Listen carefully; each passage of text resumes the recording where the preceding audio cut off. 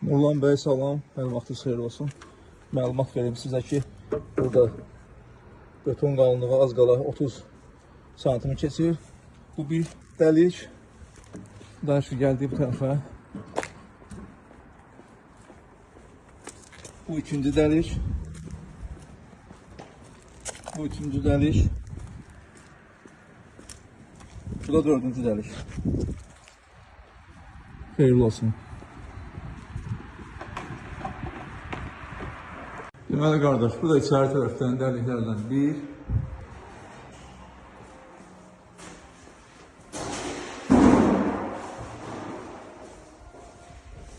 İki.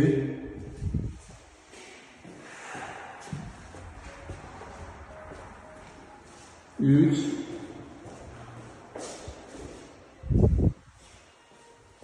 Bu da beyaz gösterdiğimde 4.